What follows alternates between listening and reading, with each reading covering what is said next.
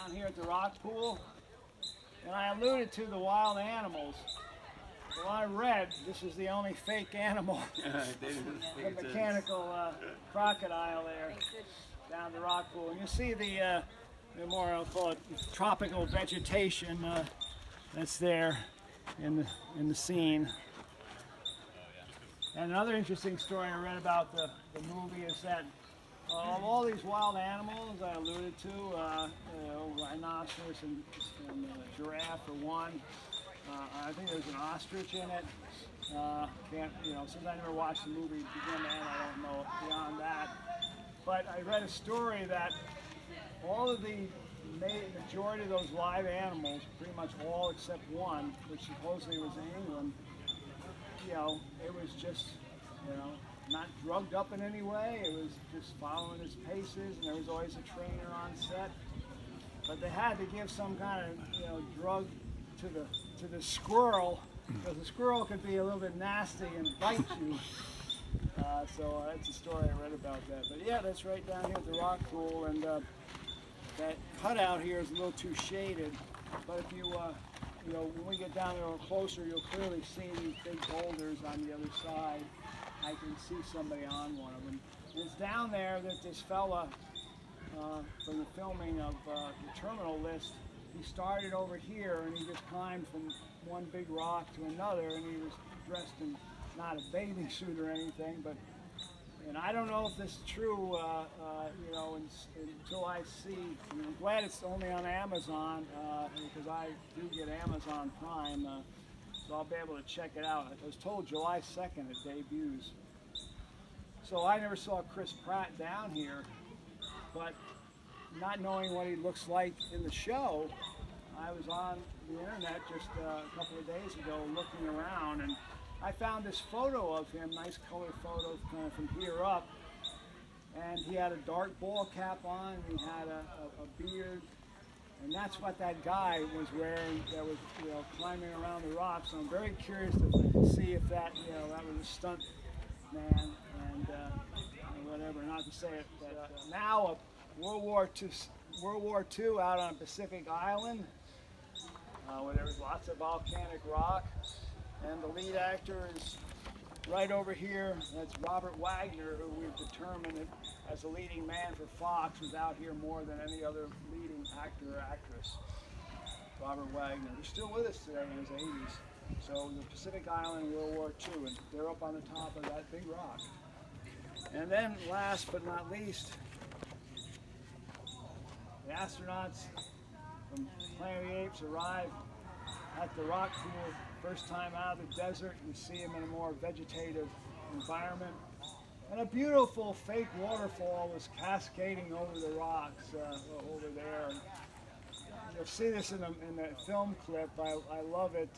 Charlton Heston dives in, and when he comes up, as soon as his head comes up out of the water, he just like moans and yells, "Ah!" Oh, this feels so good.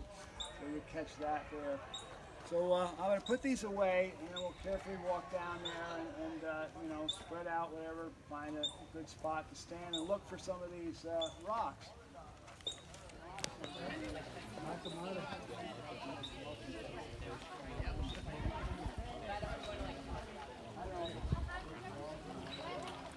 A little bit easier compared to when you want to go backwards. This is for Fandango in the Southern California area here. So he's very attached to the industry, and just does a lot on that. And he wrote a book, I don't know, it's probably been 10 years ago, called Hollywood Escapes, paperback, and it's about locations, around Southern California. I think he even dips into Arizona a bit. But anyway, so Harry, in marketing his book, he had done a couple of different professional videos that highlighted certain areas. So he did one just for Malibu Creek State Park, and he donated a copy to us, and that's what you're going to see inside and all. So Harry, with his connections, contacted a female writer who did entertainment for the Los Angeles Times, and it worked. He got her out here, and myself, Harry, and then Brian Rooney that I alluded to before, the author of 3 Magical Miles and another historian.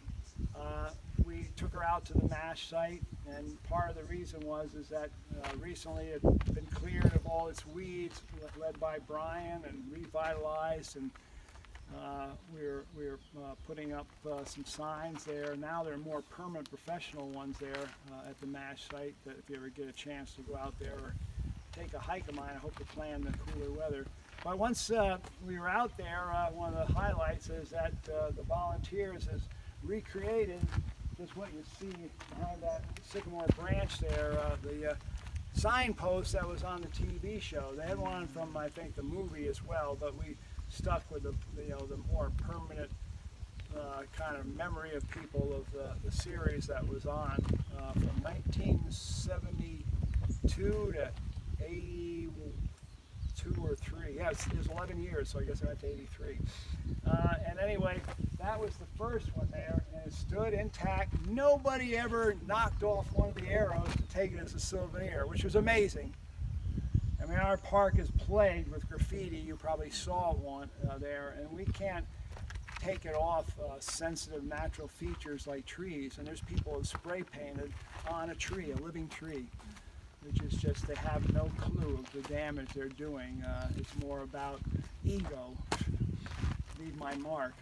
And they come to a beautiful place like this, and yet they want to mark it up with their signatures and all. But sadly, that's the reality. But anyway, nobody ever knocked off one of those arrows to the various points around the country and world there. And the fire, the Woolsey fire, never burned it completely, it just blackened it.